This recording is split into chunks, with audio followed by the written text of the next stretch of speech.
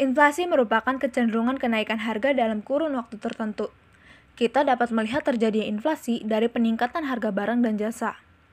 Inflasi merupakan suatu fenomena ekonomi yang selalu menarik untuk dibahas, terutama yang berkaitan dampaknya yang luas terhadap perekonomian masyarakat. Sampai di mana buruknya fenomena ini berbeda di antara satu waktu ke waktu yang lain dan berbeda pula dari satu negara ke negara lain.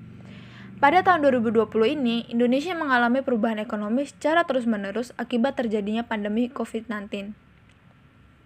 Banyak kebijakan dari pemerintah untuk menghentikan penyebaran COVID sangat mempengaruhi arus perekonomian Indonesia, seperti kebijakan lockdown di mana masyarakat harus diam di rumah dan tidak dapat melakukan aktivitas ekonomi, atau seperti kebijakan PPKM yang sangat tidak menguntungkan pelaku ekonomi mikro, di mana para pelaku ekonomi dibatasi jam kerja dan jumlah pembeli.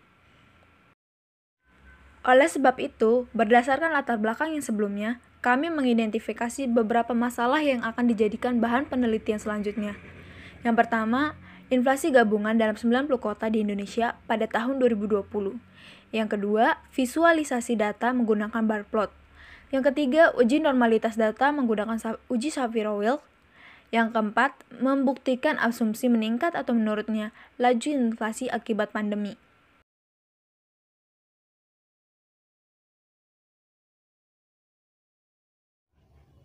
Pertama, penyebaran data. Ukuran penyebaran data adalah ukuran yang menunjukkan seberapa jauh suatu data menyebar dari rata-ratanya. Pada ukuran penyebaran data, terdapat beberapa jenis, di antaranya ialah jangkauan atau range, simpangan, ragam atau variansi, ukuran penyebaran pada nilai kuartil, dan pencilan atau outlier.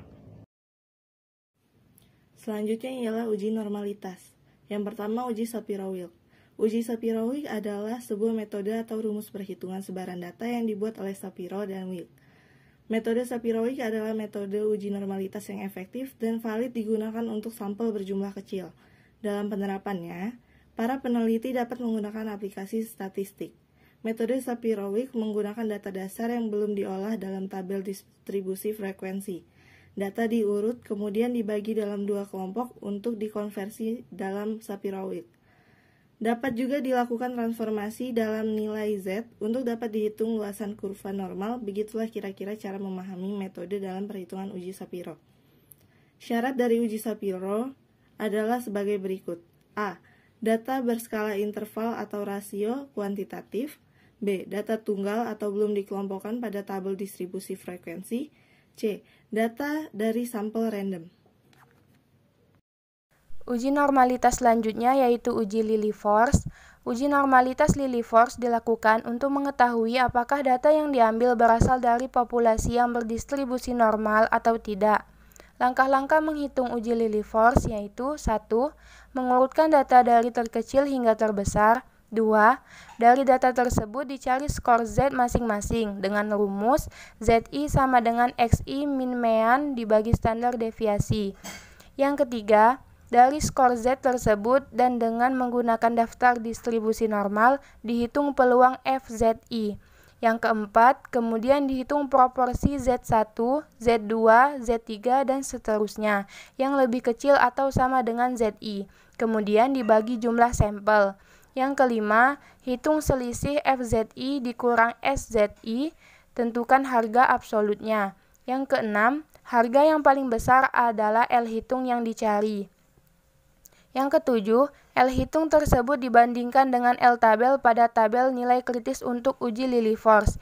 Jika L hitung lebih kecil dari L tabel, maka data berdistribusi normal. Uji T1 sampel.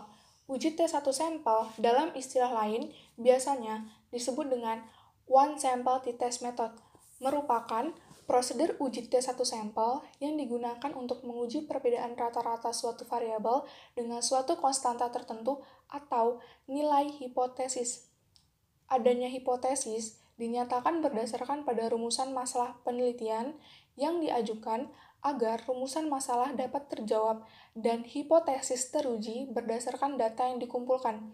Pengujian hipotesis penelitian secara perhitungan statistik memerlukan perubahan rumusan hipotesis ke dalam rumusan hipotesis statistik yang mana memasangkan hipotesis alternatif HA dan hipotesis nol HO sehingga dapat memutuskan dengan tegas menolak atau menerima salah satu dari kedua hipotesis tersebut. Pada pengolahan data inflasi, terdapat beberapa metode yang digunakan, yaitu menentukan ukuran persebaran data dan divisualisasikan dengan grafik, menguji normalitas data, dan melakukan uji tes sampel. Berikut data yang digunakan. Data yang digunakan adalah data tahun 2020 terkait laju inflasi. Selanjutnya, dilakukan uji persebaran data menggunakan statistik deskriptif. Berikut merupakan perhitungan hasil statistik deskriptif data inflasi tahun 2020 berdasarkan 90 kota di Indonesia. Melalui perhitungan terlihat persentase tertinggi terjadi dengan besaran 2,98%, sedangkan inflasi dengan persentase terendah terjadi dengan besaran 1,32%. Inflasi pada tahun 2020 memiliki nilai rata-rata sebesar 2,036% dan nilai rata-rata tersebut mendekati nilai median inflasi sebesar 1,82%. Melalui nilai interval selang kepercayaan dengan nilai batas bawah 1,63% dan diasumsikan bahwa laju inflasi lebih dari 1,5% sebagai hipotesis alternatif. Selanjutnya visualisasi data. Yang pertama, visualisasi data grafik histogram dibuat dengan tujuan untuk melihat kurva data terbentuk distribusi normal atau tidak, tetapi tetap dilakukan uji normalitas untuk menentukan data tersebut terdistribusi normal. Terlihat dari grafik di atas, kurva membentuk lonceng yang menandakan data terdistribusi normal. Selanjutnya, visualisasi grafik bar plot digunakan untuk mempermudah penyampaian informasi terkait persebaran data inflasi setiap bulan dalam tahun 2020. Selanjutnya, uji normalitas. Dalam uji normalitas data ini digunakan uji Shapiro-Wilk karena data berjumlah kecil dan menggunakan SPSS.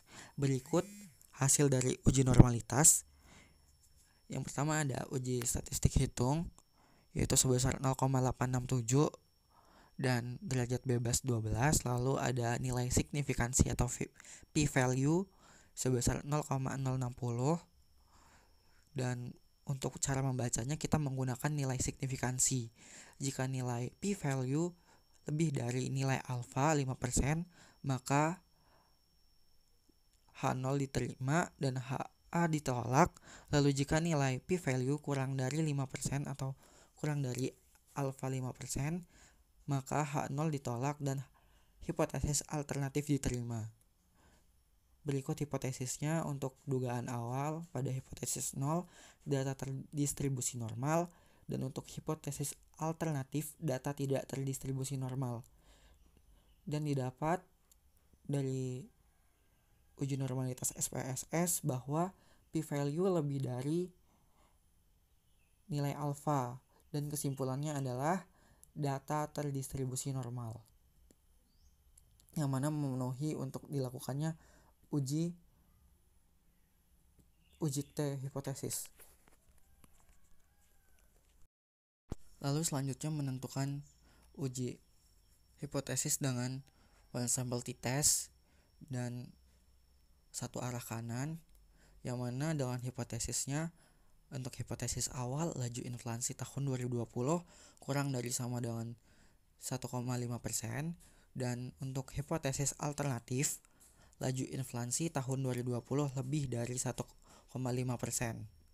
Dan perhitungannya didapat berikut dengan nilai T statistik 2,93 dengan derajat bebas 11 dan p-value sebesar 0,0068. Dan didapat berikut untuk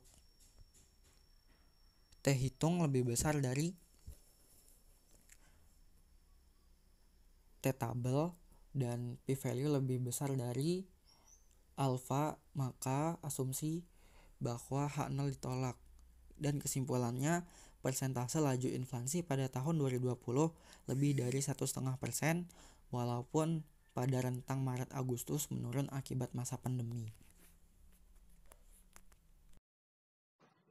Kesimpulan. Yang pertama, inflasi tertinggi dan terendah pada tahun 2020 secara berurutan terjadi di bulan Februari dan Agustus dengan persentase yaitu sebesar 2,98% dan 1,32%. Kedua, rata-rata nilai inflasi pada tahun 2020 yaitu sebesar 2,036% dengan nilai median sebesar 1,82%. Yang ketiga, berdasarkan hasil perhitungan, dapat disimpulkan bahwa nilai inflasi pada 90 kota di Indonesia sepanjang tahun 2020 laju rata-rata lebih dari 1,5%. Hal ini menandakan bahwa inflasi pada pandemi COVID-19.